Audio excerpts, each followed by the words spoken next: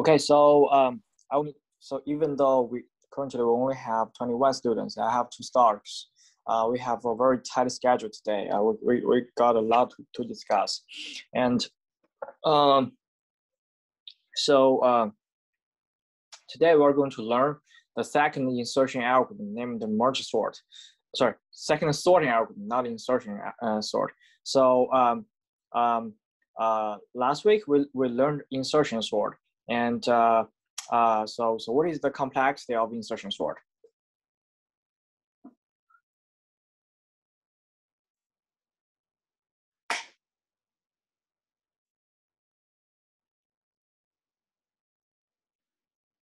So anyone? What is the complexity of insertion sort? Like what do you mean by complexity? The big O, right? With the O n squared? Yeah, so meaning that in the worst case, the time complexity, the execution time of the insertion sort algorithm can grow quadratically with respect to the size of the input, which is the length of the array you want to sort. And so we say that people design the insertion algorithm based on got the tuition from playing poker cards. Every time, say we have let's say we have 5 cards sorted at hand from the smallest to the largest. So we would next time when we get a new card from the table, we're going to compare this new card with the last card at our hand, which is the largest one. If it's larger than if it is smaller than the card, then this card, we will move it a little one position to the right to allocate the space for the new card. And then we keep doing that. We keep comparing the new card with every card at hand until we find a one that is smaller than the new card, and then we just insert the new card right say after this the first smaller one with the first card that is smaller than it.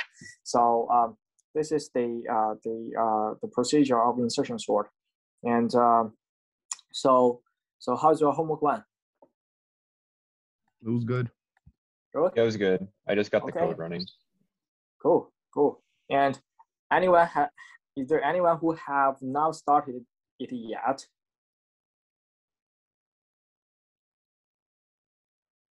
Hopefully not. I mean, if you start it this afternoon, I'm sure that you will have a very tough experience with it, and because you almost forget everything from my lecture. And okay, so today we're going to learn the second sorting algorithm to solve the sorting problem. Last time we said that to solve the same problem, there could be multiple solutions. Same here in the in the computer science world. To solve the same computational problem, we can have multiple algorithms, which are the solutions. And today we're going to learn a new one named the merge sort. And this one is definitely more difficult than insertion sort. So in insertion sort, what we do is that we solve the problem incrementally. So if you remember in the insertion sort algorithm, so we have a for loop for j starting from 2 to the length of the array, right? Yeah. So this is the for loop in the pseudocode of insertion sort. So at the end of each for loop, at the end of each iteration of the for loop, we get the first j member sorted. So meaning that in the first iteration, at the end of the first iteration, we got the first 2 numbers sorted, and then in the next iteration, we got the first 3 numbers sorted and the first 4 numbers sorted, right? Yes. Yes. So basically, we solve the problem incrementally. We first solved we got a solution of size 2, and then got a solution of size 3, 4, etc., until the solution is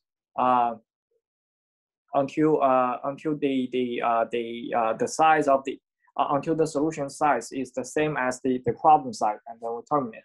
Okay, here I got one message from the chat area saying that I had a lot of trouble downloading IntelliJ. So IntelliJ, okay, so I'm not sure.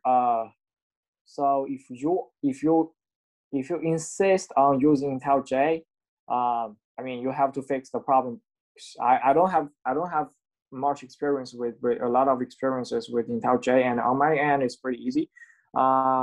So I think probably you haven't. So one common problem is that if you don't have Java installed on your computer, then so you will not be able to run your Java code on IntelliJ. And to check if you have Java installed on your computer, I'm just going to present over here from my laptop.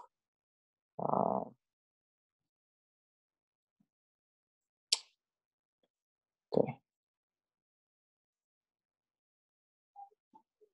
Okay, can you see my screen? Yes. Yeah.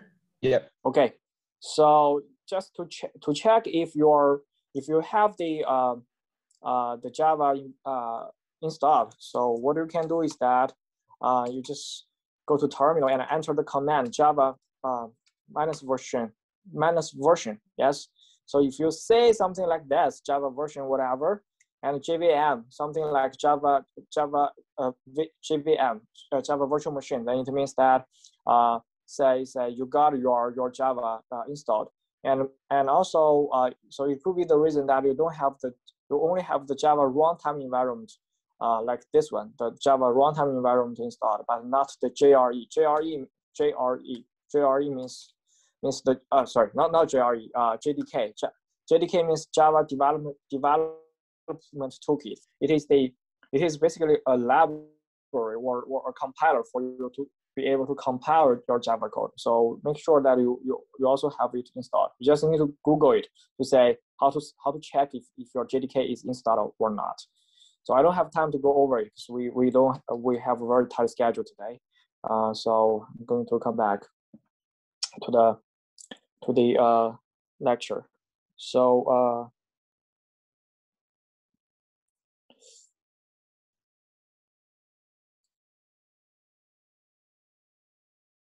okay, so today we are going to learn a different algorithm named.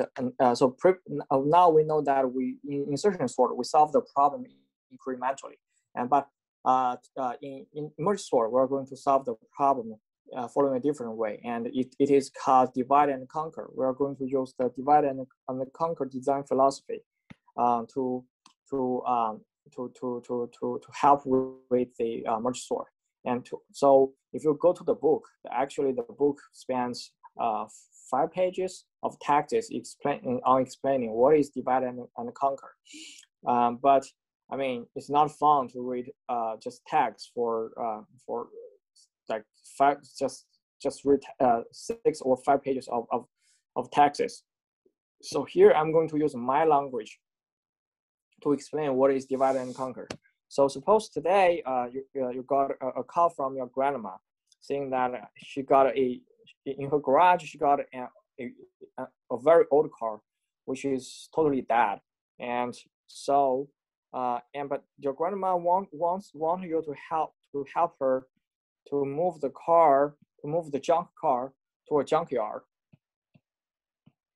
So remember that the car cannot be started, and unfortunately, your grandma said that she's not going to give you any penny for doing that. So you cannot just call a tow truck to get it to the junkyard. So what are we going to do?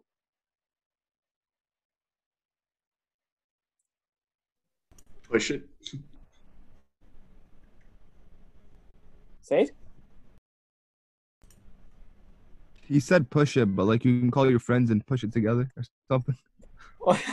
Let's say if it's like the distance is like 5 miles. Do you want to push this car for 5 miles? No, you could fix it. No. No. So it's going to be too much work, and you cannot push it because it's too heavy for you, right? So the problem is too big. Then to reduce the difficulty, what you can do is that, so today you just get the wheel, get the tires from the car, remove the tire from the car, and use your own car to deliver it to the junkyard. And next time you got another wheel, and next time maybe you got the engine out of the car and use your own car to send it to the junkyard. So after you send different pieces of this car, all the small pieces of this car to the junkyard, and then in the junkyard you just assemble it to its original shape. So you get the job done, and you don't have to push it with your hand all the way, right? Yes. Okay, so this is the kind of like design philosophy we use in real world life. If we are given a problem which is too difficult, we oftentimes want to divide this big problem into smaller ones, so that we can like at a certain time period, we only need to focus on a small part of it and resolve it. So this is and actually this is pretty much like the divide and conquer design philosophy. In divide and conquer, there are 3 steps, which we call so I'm going to turn off I think I already turned off. So okay, so there are 3 steps, which are divide, conquer, and combine. Okay, divide, it's pretty simple for us to understand it from this example. Okay, divide means that we are going to divide the big problem into small pieces, small non-overlapping pieces. And then conquer means that we're going to solve each small part individually. And combine means that we're going to combine the solutions to those sub-problems together and back to the solution to the big problem. Is that clear? Yeah. Yes. Yep. Okay, so this is divide and conquer, and this is so if you understand this example, and you don't have to read the book, like 5-6 pages of the book. And here I'm just briefly summarizing what is divide and conquer paradigm. So it is to break the problem into several problems which are smaller in size. And then in the next step, we're going to, this is the divide step. And then in the conquer step, we're going to solve the sub problems individually. And then, so in the combine step, we're going to combine these solutions to create a solution to the original problem. And so that's pretty much the 3 steps of divide and conquer. So, and here I'm going to show you how do we use the this design philosophy to help us sort an array. So, and this is so merge sort. So in merge sort, what we do is that suppose that we're giving a very long array, and when you are giving too many numbers, it's like you are giving a whole junk car, and you are asked to move it to some place, and you said, okay, you might think, okay, this problem is too big for me, it's too complicated, so I don't even want to look at it. So what you need to do is that in merge sort, what we do is that we cut the problem, this big problem, into 2 smaller parts, and of the same size. Okay, we just cut this big long array into 2 smaller arrays. And okay, so now we got 2 smaller arrays. And again, when you look at each array, each of them, you think, okay, this is too much. So we keep dividing. And we're just going to divide each of them into 2 smaller pieces of the same size.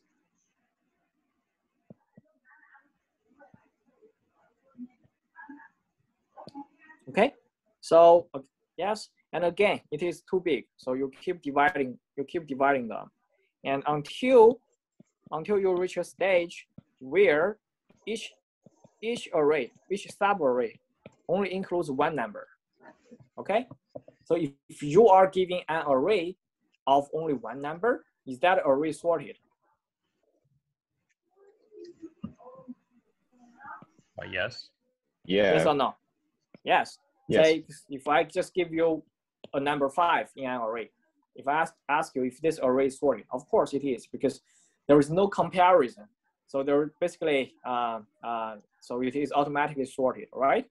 But any single array, any array with only one element is sorted. So here, this is the divide step, and in the concur step, remember that the concur step is to solve each sub problem individually. Okay, so in the concur step of merge sort, we basically need to sort each sub array individually. But here, because each sub array only includes one number, so they're naturally sorted, right? So in the concur step, we're not going to do anything. We just basically copy and write these sub arrays, because each of them is already sorted. And then next is the combine step. Okay, it is the combine step. In the combine step, we are going to combine the sorted sub arrays into a bigger, the small sorted arrays into a big sorted array. So here, what we do is that first we're going to combine the first 2 sub arrays into a relatively long one that is sorted. So here I'm going to use a different color, maybe a blue color, to denote that these arrays are sorted. Okay, so when we combine these 2 sub arrays, we need to we need to be very careful to make sure that the combination result is sorted, is also sorted. And then similarly, we do this. We combine these 2 into a longer but sorted array. Okay, and then we keep combine the 2 consecutive sorted subarrays into a longer one. And finally, we get the whole array, all the numbers in the original array sorted.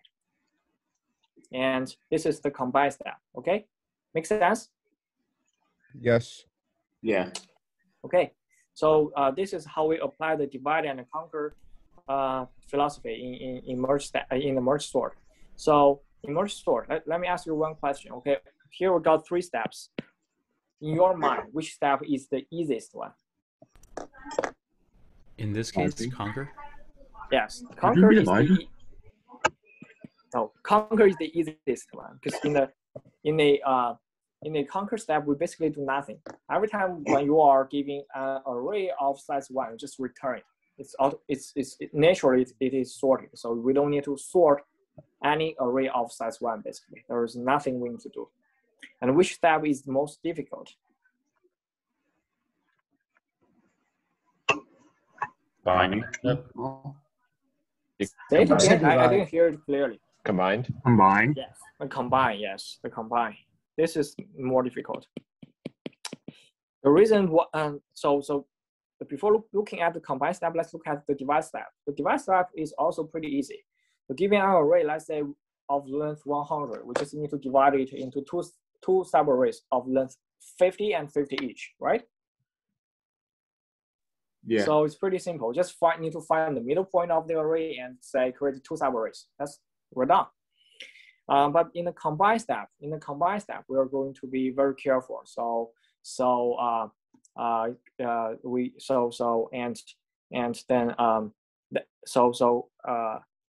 Next, I'm going to spend at least half an hour to explain the combine step, and which is why I said that we have a very tight schedule today. And and over here, next you can see that in merge sort, we basically have 2 algorithms which are called merge, 2 functions which are merge and merge sort. So here, merge is basically combine. Merge is going to help us do the combine. Merge is basically the combine step, combine function. Whereas the merge sort is basically the divide step. Okay, so we are going to go for this one, the merge function first, and spend half an hour on it, and probably only 5 minutes on this one because it's super easy.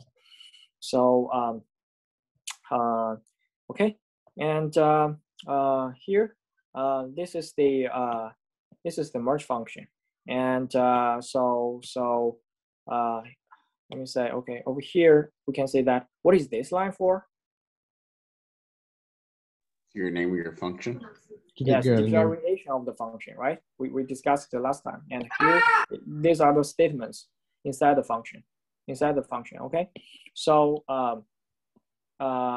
and here, let's say the merge function takes 4 input arguments, parameters, which are A, P, Q, R. So what does A stand for? What does the yes, the array, the input array, not array list. Array list is a special data structure in Java. We're not going to touch it in our course, but we're not going to touch it in our course. For now, we just talk about arrays. Okay, so the capital A is an integer array. What about P, Q, R? Variables. Sorry. The variables. The variables. Yes, some variables. But what do they stand for? Guess. Integers. Indexes. Indexes. In Java there or say so in Java there is no pointers. So instead they're only indexes. Pointers only exist mainly in C. We also rarely use pointers in C++ because it's giving us too much trouble. So here we just say they're indexes, but they're the indexes of what? The subarrays. Subarrays? Yes, you're pretty sharp. Okay, and let's come back to here. Okay, let's come back to this figure. Okay, suppose so here I ask you. Okay, now please merge these 2 subarrays. Please merge these 2 subarrays. Okay, so you might ask me, okay, which 2 arrays you want me to merge, right? I told you these 2, but you need the specific location of these 2 subarrays so that you can go to the very long array and find them. Okay, so let me draw another picture to make it a little bit clear. So suppose here I ask you, this is a very long array, and here now we got so this part of one subarray we call the left. We got the left part. We got we got a very long array, and in this long array now we got 2 parts that have already been sorted. So meaning that this we call this part the left subarray. The left subarray is sorted, and whereas the right subarray is also sorted. So now I ask you to merge this 2 sorted subarray into a long and sorted one. So what you definitely need to know is the location of them. Where do they locate in the very long array? So to know the location of them, you will need the following information. So you will need P, which is the beginning index of the left array to be merged. Q is the ending index of the left array to be merged, and R is the ending index of the right array to be merged. Okay, so that you know, so the left array, the left array to be merged starts from in the very long array A. It starts from the index P and ends index Q, right? You know that this is one subarray that we need to merge, whose index starts from P and ends at Q. Then what about right? What about the right array? Where does it start and where does it end? Q to R. Q to R? Would you do like Q plus 1? Yeah. Yes, Q plus 1 to R. Correct.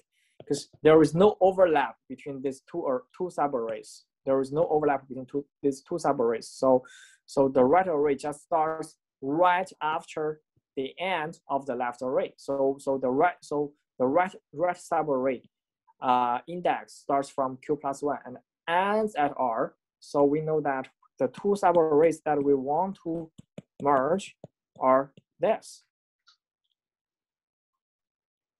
Is that clear? Yeah. Yeah, makes sense, right?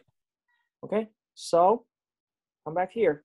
If you want to know what does PQR stand for, P means the beginning index of the left subarray. And Q means the ending index of the left subarray. And R means the ending index of the right subarray. Okay, so then any question with these three variables, input arguments?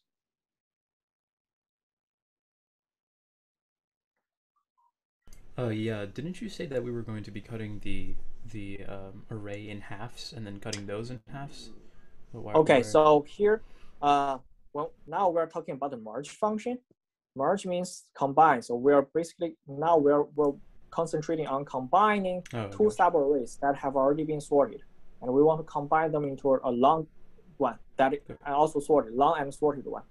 Whereas the cut step or divide step, we will cover it in the function named merge sort, which is after this one, which is after the merge one, because the merge function is more difficult to understand. So I just put this one first.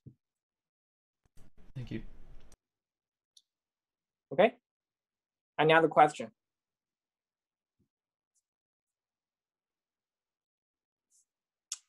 Okay. Next, let's look at the pseudocode. Here we got n1 equal to q minus p plus 1 and n2 equal to r minus q.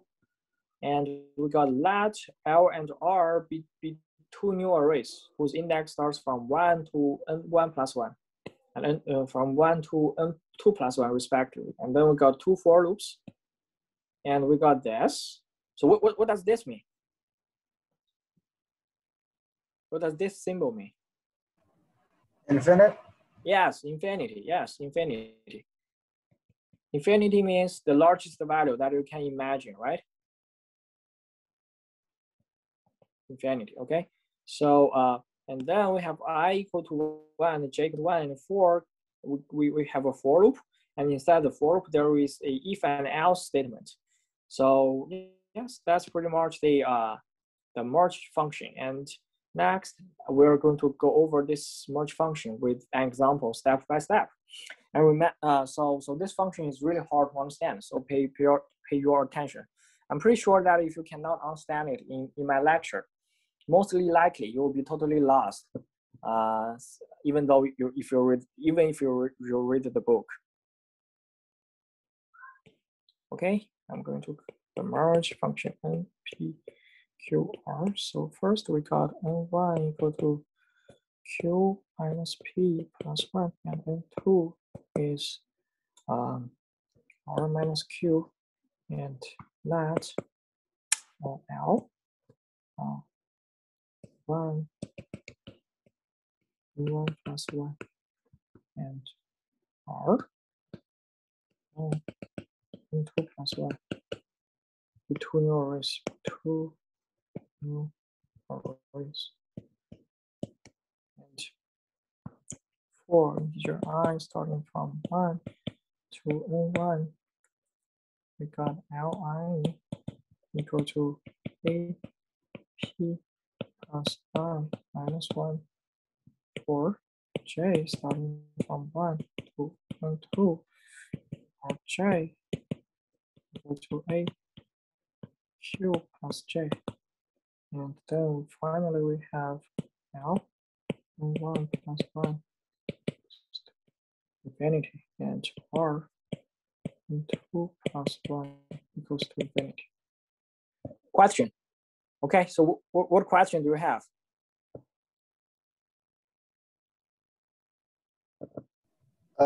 So what's really happening in this problem? Are we just dividing them, then conquer, then combining again? Yes, and now we are talking, we with this function, with the merge function, we're going to do the combine work. Just combine? Yes. Okay.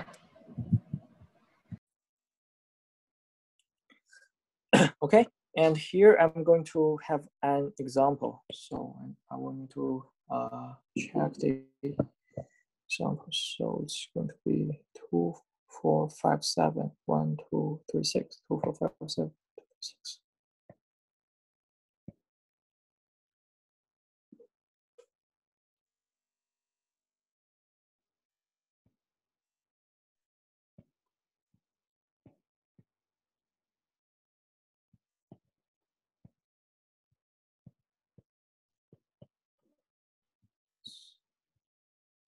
What, 2, 4, 5, 7, 1, 2, 2, 6.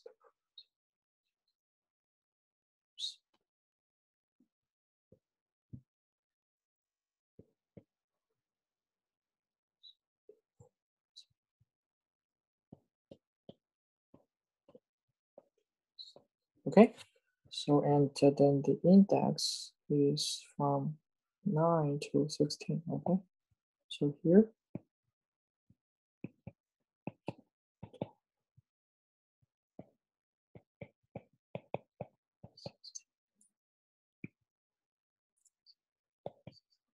Okay, so here, suppose that we have a very long array. We have a very long array over here, and now we got a part of it sorted, which are here, starting from the index 9 until index 12. So we got a subarray whose length is 4 that is sorted, and next to it, we got after that, we have also we have a subarray of length 4 that is sorted. Okay, so now our task is to combine this left one, this left subarray with the right subarray into a long and sorted one. Okay, so before that, let me ask a couple of questions. Okay, what is the is the left subarray sorted? Yeah. Yes. What Yeah. about the right one? Yeah. Yeah. Okay, so remember, we can only call the merge or the combine function over two consecutive and sorted array subarrays. Okay, so so each of them is sorted, so we will be able to call the merge function over them. And next, let's say here these are the two subarrays that we want to merge, and then so what kind of values are we going to pass in as the PQR?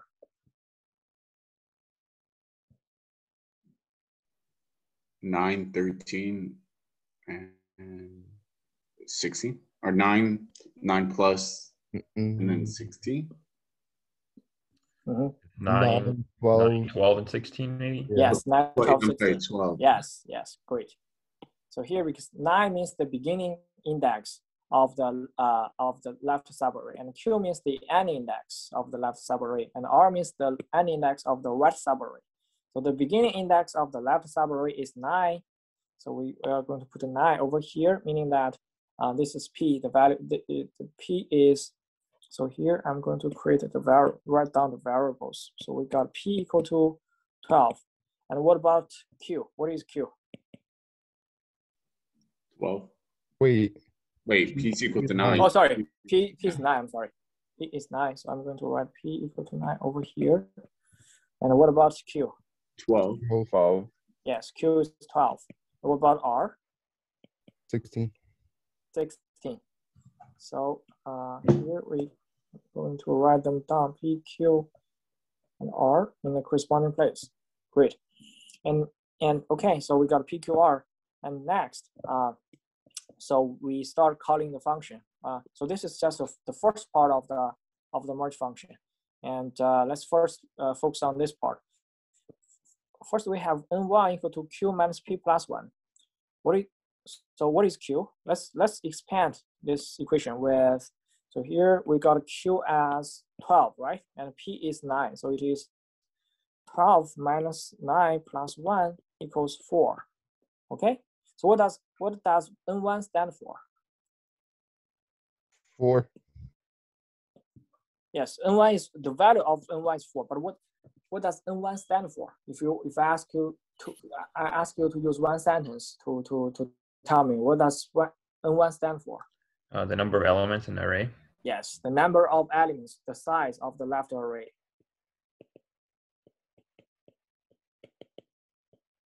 Because we're using its ending index minus its beginning index plus 1. And that is the number of elements in the array. Make sense? Yeah. Yeah. Okay. And next, we have n2 equal to r minus q. So here we know that, let's say what is r? So we know that r is, here r is 16 and q is 12. So we got 16 minus 12, which is also 4. So what does n2 stand for? Size of the right side. Right side. Yes, size of the right array. It's the size of the right array. So I'm going to write down n2. So if you don't understand, okay, so what is the so what does the why do we use the end index minus the beginning index and plus 1 to calculate the number of elements in the array? So let me ask you one question. So here, let's say, so for example, now we got February. We're in February. In February, let's say the day starts from 1 and ends at 28. How many days are there in February?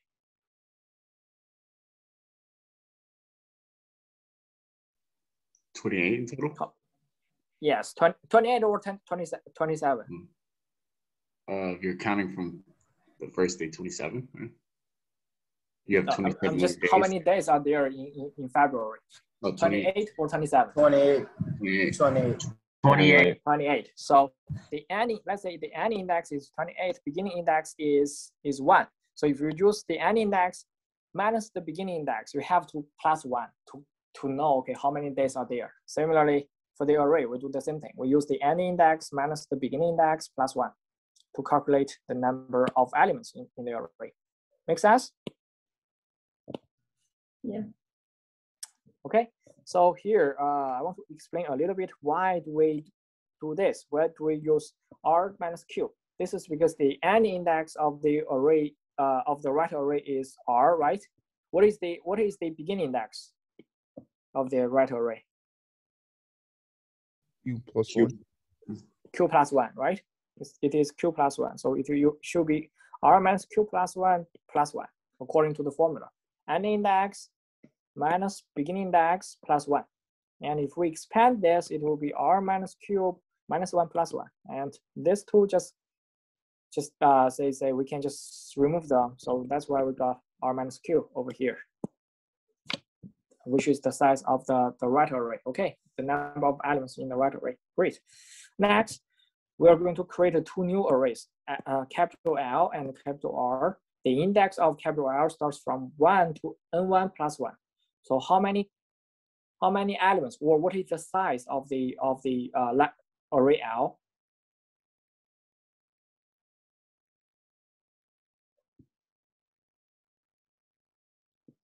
How large is the array L? Is it 5?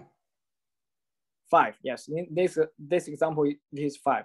If we want to be general, it is n1 plus 1, right? Because again, the beginning index is 1, the end index is n1 plus 1. So we need to use the end index minus the beginning index plus 1. In total, it is n1 plus 1. So here in our example, we create an array L with 5 that has 5 spaces in it.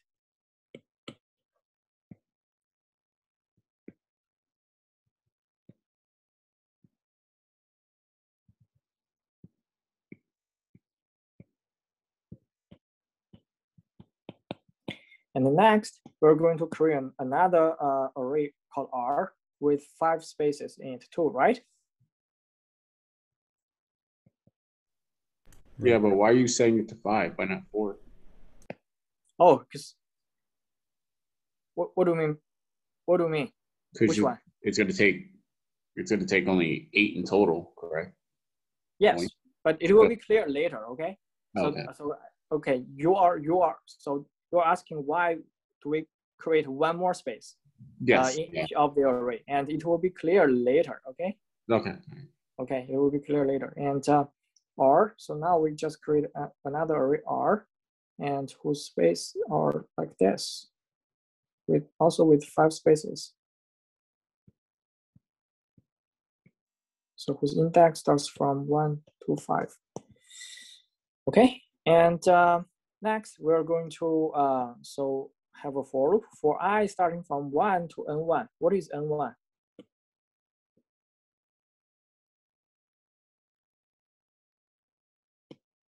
What is n1? It's 4. 4. Okay, cool. 4. That is 4. We can find it over here. And so so initially we have I equal to 1. So let's stop. Before we do that, let's do this. Let's translate it. Translate this sentence in a more clear format. So we can write it down as something on the right hand side. I'm going to write it down on the right hand side. Li equal to a p plus I minus 1. What is p? What is p? 9. 9. Yes. 9 plus I minus 1, or we can write it as 8 plus I, right? Right? Well, yes, but Yeah. right. Yes, Eight. 8 plus I. Okay, so I'm going to remove this and move it a little bit upward. So 8 plus I. So when I is 1, so this is going to be L1 equal to A9, right? Am I correct? Yeah. Okay, so where's A9? Over here, right? Yeah. Where's L1? Over here. So what we do is that we are copying the value. We're copying the value from A9 to L1. Correct? Yeah. So Yeah. here we got Yeah. we put a new value in it, which is 2. And next, okay, we are so here we just finish one iteration of the for loop, and then we go back and increase I by 1. So I becomes 2. So now it becomes this. When I becomes 2, this is like L2 equal to A10. Am I correct? Yeah. Okay. So where's A10? At the 4. Yes. And L2 is over here. So we are copying the value from A10 to L2. Okay? So Yeah. so next we go back to the for loop, increase I by 1. So guess next, what are we going to do? We're gonna take the 11 and Yes, copy we're it to going 3. to copy A11 to L3. And then we're going to copy A12 to L4. Okay? And are we going to continue more?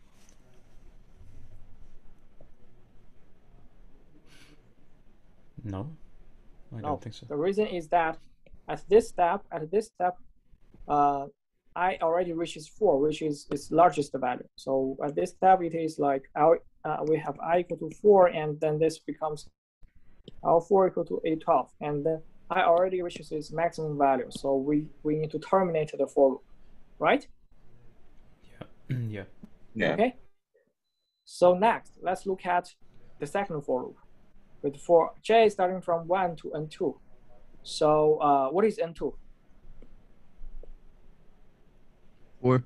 4. 4. Yes, over here. And n2 is 4. Okay. So if we rewrite this sentence, this statement in a better way, it would be Rj equal to a q plus j. What is q? 12. 12 plus j. Okay. So in the first iteration, we have j as 1. When we have j as 1, okay, this is like R1 equal to A13. Am I correct? Yes. Okay, so what we do is that we're going to copy the value from A13 to R1. Right? Correct. Next, we're going to increase J by 1. J becomes 2, and this becomes R2 equal to A14, right? Yeah. Okay, so we're going to copy A14 to R2. And then next iteration is this. Okay? So then we terminate, we stop, because at that step, J already reaches 4, which is its largest value. So, and then we go to the last two statements. We have Ln1 plus 1 as infinity. So we're going, so this is like L4 plus 1 equals to infinity, which is 5, right? So we're going to assign infinity at L5, and next we're going to, similarly, we're going to assign infinity at R5. Am I correct? Wait, I didn't understand. Wait, Can why? you do that in Java?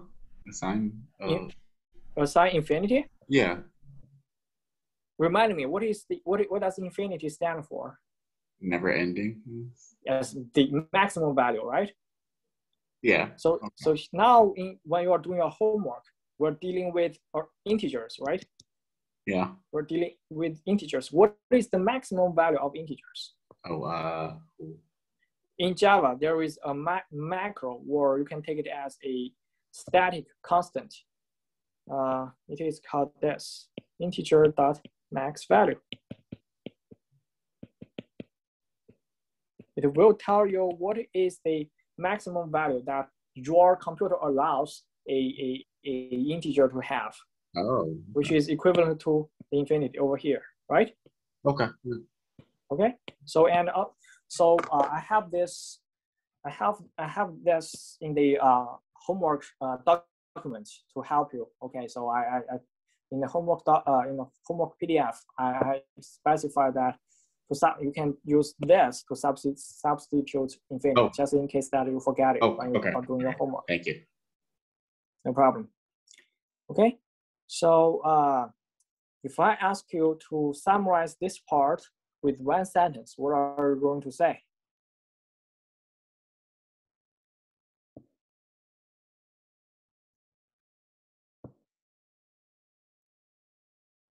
Just one sentence.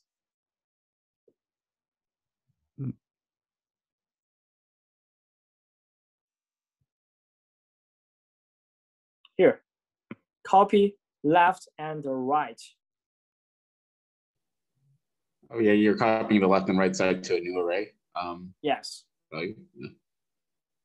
Yes, we're just preparing a copy for the left and the right subarray, right? Yeah. Yeah. Okay. Any question regarding the first part of the pseudocode?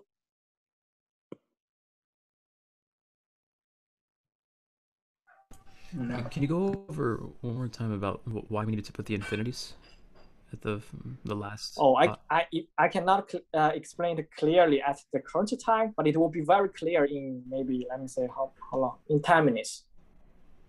Okay. Thank you. Okay. So yeah. And when I go over the second part of the pseudocode, keep thinking about, keep that question in your hand, in your brain. Okay. So keep thinking about it.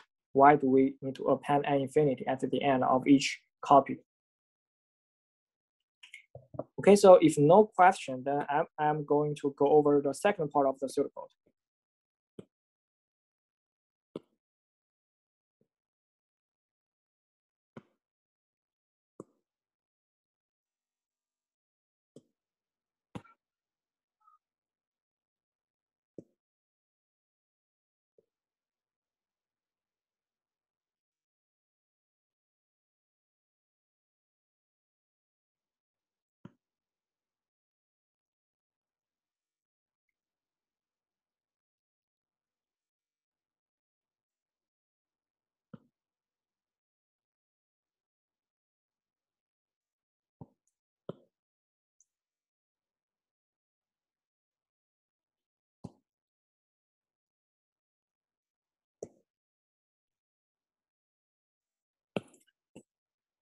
Okay, so we're going to go over the second part of the pseudocode, and so we have I equal to 1 and j equal to 1 for k starting from p until r.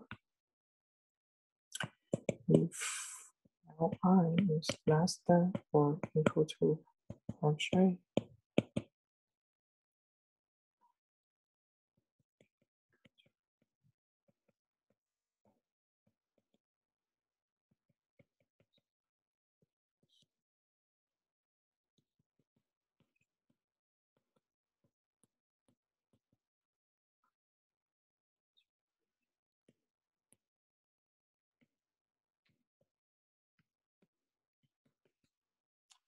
Okay, so this is the second part of the pseudocode. It looks easy, but it's hard to understand. So first, we create two integers I and j. So and if you look down over here, I and j are just the index of the left and right array. So by default, when we are doing programming, we always use the variables like I, j, k to denote the index, or to denote the iteration numbers. So we have I equals, in the beginning we have I equal to 1 and j equal to 1. So I am going to mark I over, since I is the index of L and j is the index of y, I'm going to mark them over here. Okay, sorry, I forgot to erase this.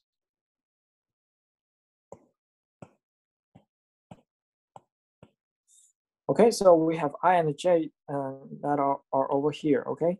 So, and then k starting from p to r. So what is p? 9. P is 9. What about r? 16. 16. Okay, so initially we have k as, I should write it in a different color. So we have k as 9, okay? So k as 9, so then I'm going to put k over here. I'm going to put k over here. K points to the 9th place. Okay, so next, let me ask you one question. Okay, so suppose now we have two arrays which are sorted. We have two arrays, let's say A and B, that are sorted. So from the smallest to the largest. Okay, both of them are in this way. If I want to combine them into an array C with all the elements in A and B sorted, okay? So what is going to be the first, which number are we going to put, what kind of number are we going to put in the first place of the array C? What kind of number is going to go over here? First number in A. No. The lowest between the first number of Yes. A and B. Yes. This is going to be the minimum number from both A and B, right? The first, the minimum number, the smallest number from A and B is going to go over here, right? Yeah. So if C is sorted, okay? So then let's say if A and B are both sorted, so do we need to go over every element in A and B in order to find the smallest of them? Or is there a better way, is there a more efficient way for us to do it?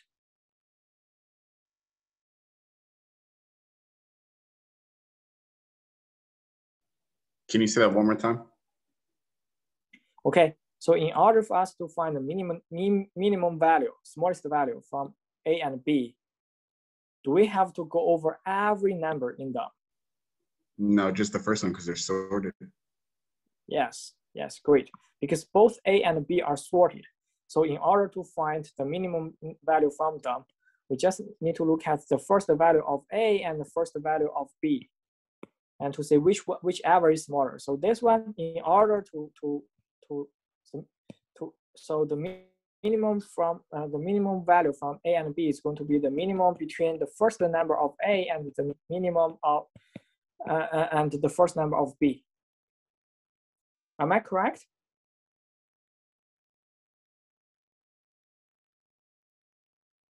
Yes. Yes, okay. So we just need to compare these two values to say, okay, if this one, A1 is smaller than B1, then A1 goes over here. Otherwise, B1 goes over here, right? Am I too fast? No, this is clear. Okay, sure. And then let's go back over here, okay? So remember that we want to get our task is to get the all the values from L and R sorted, and we want to arrange the sorted numbers in this part of the array A. Okay, we want to get these numbers sorted back over here. Okay, so then which number should go to the first place? Go over here. 1. Or to be general, the minimum between L and R, right? The smallest among these values, correct? Yeah. Yeah. So in order to find the smallest among these values, we just need to compare these two. We just need to compare these two because they represent the smallest in either array. Okay. So that's why we have this. Okay. Look over here. In the first iteration, we do this. We compare Li with Rj. What is Li? 2. So Li is 2. So the smallest from the left is 2. What about Rj? 1. Yes. The smallest from the right array is 1. So okay, obviously Rj is smaller. So then we go, and this is going to be false, right? Yeah, because it's small. Yes. So we go to the else. We assign Rj to AK, correct? Correct? Yep. Okay. So what we do is this: we assign this one to AK because K is over here. So AK is just over here. Okay. So we assign Rj to AK, and then we give this place a new value, 1.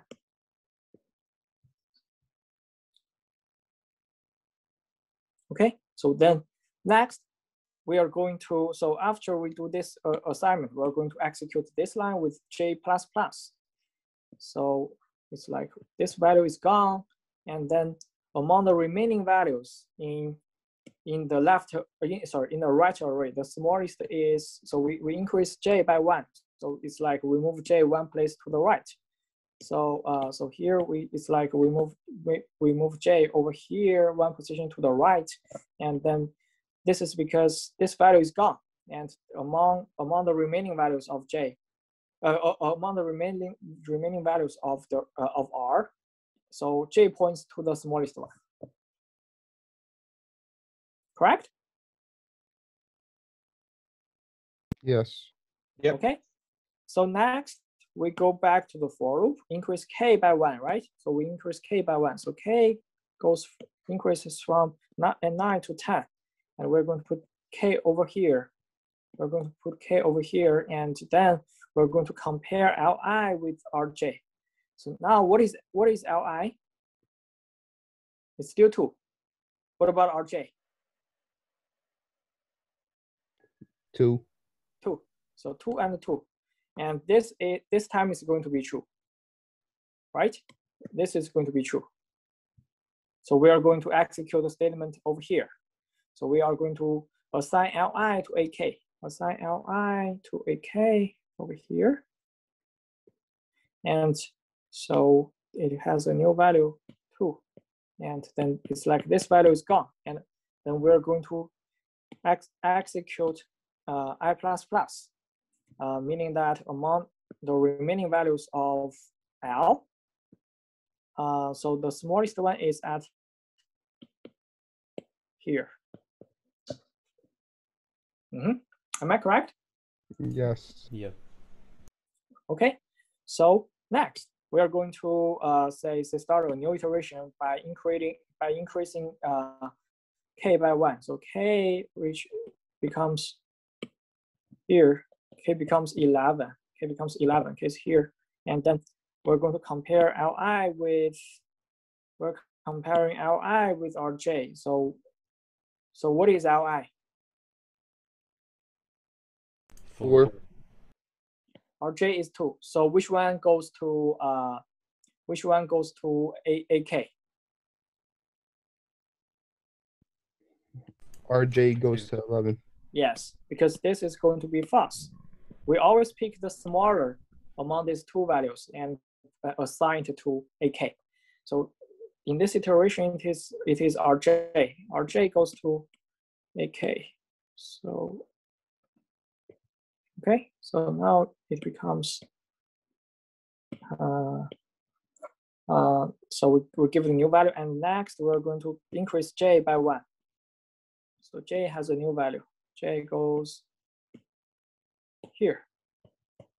Okay, and then we start a new iteration by increasing k by 1. So k is going to be 12, and next we're going to compare Li with Rj. So which one is smaller?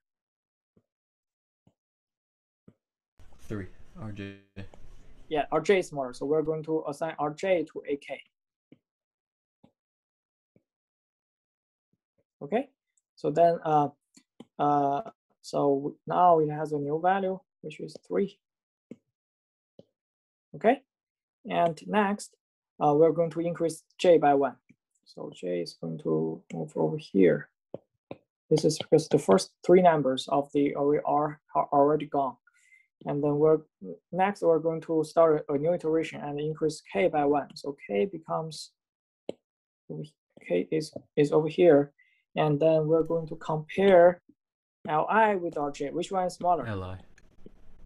Li. So it goes to AK, and so here it's going to have a new value 4, and this value is gone, and then we're going to increase I by 1. Okay, so next we're going to start a new iteration by increasing k by 1. So k is going to be 14, and then so we're going to compare Li with Rj. So which one is smaller? RJ. I'm sorry, Li. Li is 5. So we're going to move Li to AK. Okay. So then we're going to so this value is gone. Then we're going to increase I by 1. We're going to increase I by 1. Okay. And next we're going to increase k by 1 and start new iteration and increase k by 1. Compare Li with Rj. Which one is smaller? 6. RJ. Yes, Rj is smaller. So Rj goes to AK. Okay, so it has a new value, 6. And then so we're going to cross this value out and increase j by 1. Okay, and then we're going to start a new iteration, increase k by 1. And now we're going to compare Li with Rj. Okay, so obviously now obviously all the values from R have already, all the values from the right array have already gone to the array A, right? Yeah. Yeah.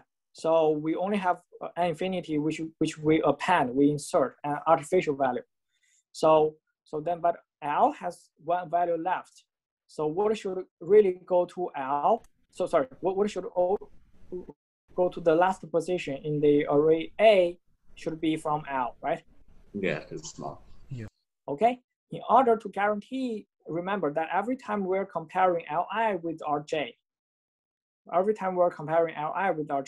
in order, and so the logic is that whichever is smaller should go to AK, correct? Mm-hmm. Yeah. To make sure that it is Li that always go to AK, what kind of value should Rj be? Infinity. Yes, infinity. That's why we insert an infinity into the end of both arrays. So the reason is that we want to make sure that whichever value is left at last is able to go to that place. Got it? So now it is li that goes to ak. So here it has a new value, and then now since k already reached 16, which is its largest value, then we just I forgot to increase I by 1, but it doesn't matter. Okay, we increase I by 1, and so now so k already reaches its largest value, meaning that we finished the for loop, and so we're done. And let's check if all the if the values in the subarray from P to R are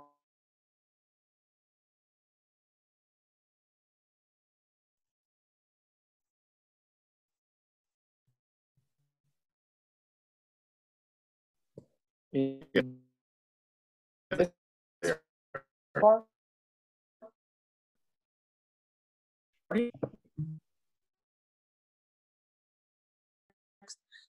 Let's quickly to the merge sort, which is the which is the divide function, very fast. Okay, so this function does the divide work, and so this function takes 3 parameters, A, P, R. So what? Obviously, A is the array, but what about P and R? The left and right side of the. Yes, the left and right side index. So the example can be, you can understand from here. Suppose here I ask you to divide this array. Can you say it? If I ask you to divide this array, you want to know the location of it. So the way for to know the location of it is to know the beginning and end index of it. So P and R are basically the beginning and the index of the subarray that we want to divide. Is that clear? Yes. Yeah. P is the begin index and R is the end index. So so if there is a relationship between P and R, what is the relationship?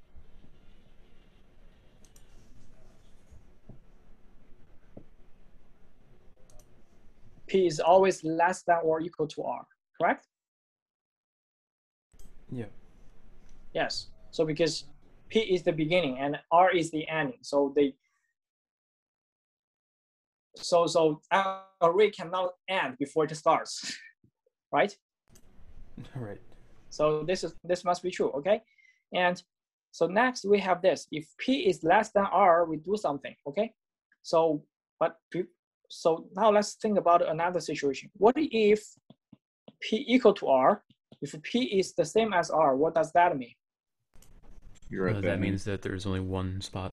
Yes, there is only one. It means that the subarray starts and ends at the same position, meaning that there is only one value in the array. Correct? Yes. Am I correct?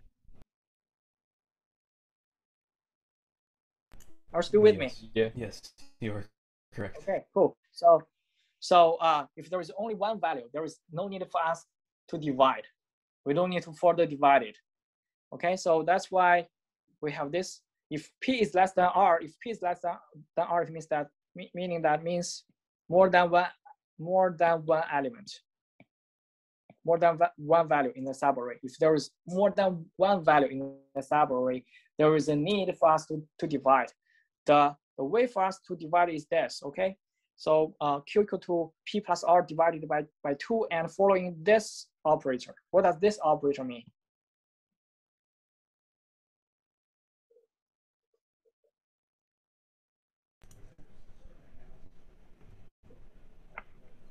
I've never seen that before. It means the floor. Yeah. Oh. It means the floor. So for example, if P is 1 and R is 4, so we got 1 plus 4 divided by 2, which is 2.5, right? So now we take the floor. We just take the floor of it, which is 2. Okay, so this is just to make sure that we got an integer or so we got an integer index because the index cannot be a decimal value. Make sense? So floor is just rounding down, I'm assuming. Yes, rounding down a decimal value. Okay. Okay. So here, if this is the subarray that we want to divide, and this is P and this is R, basically Q is the average between them, and which means Q is like the middle way, right? Midpoint. So next, what it does is that it is going to call the merge sort function over this part, over the left part, and then call the merge sort function over the right subarray, which starts from the index Q plus 1 and ends at the index R. So to further divide them and get them sorted, get the left, and so here with line from 3 and 5, we basically get the left subarray and the right subarray divided and sorted. And finally, after they are sorted, we are going to combine them. So that's why we call the merge function.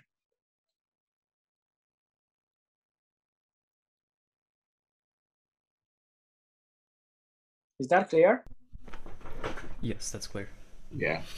Okay, so yes, that's why I said the merge sort function or the divide function is relatively easy to understand, but the merge is hard. Okay, so the merge function is really hard, and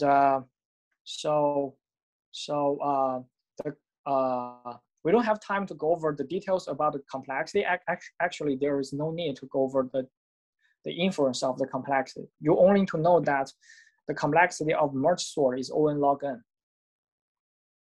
Remind me, what is the complexity of insertion sort? O n squared. O n squared. And for merge, it is O n log n. Which one is better? Or which one is faster? Insert.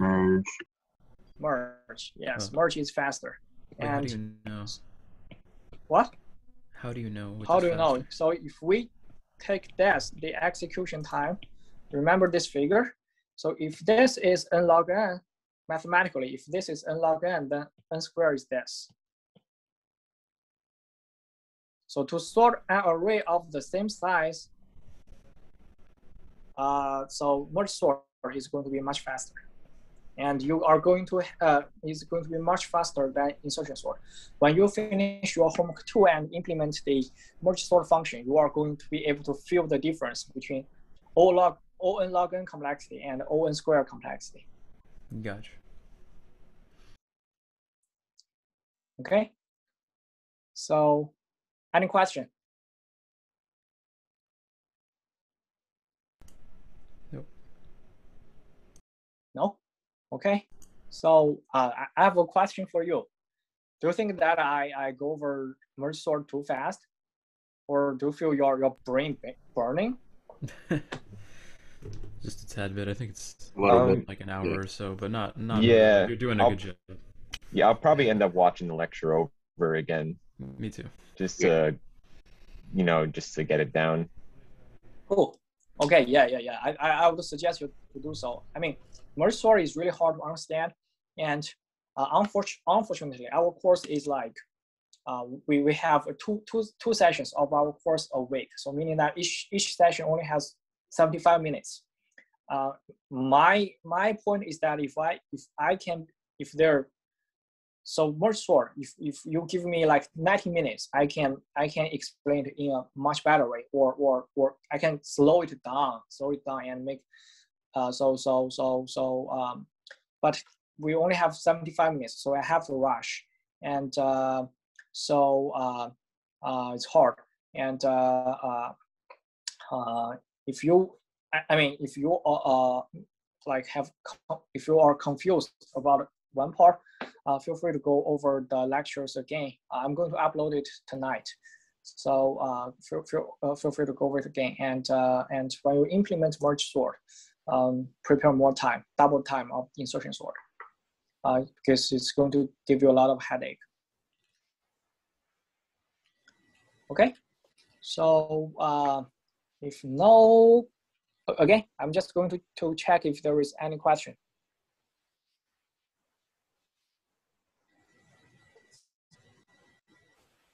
Okay.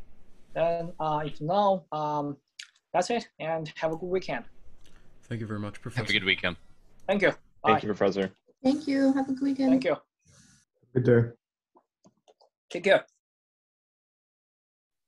Hey, Professor, I actually have a question for the homework one. Hello? Can you hear me?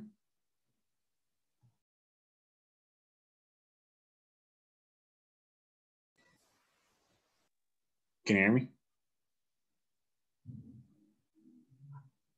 Professor? He may, I think he has us muted. Oh, I think- Professor, you're muted.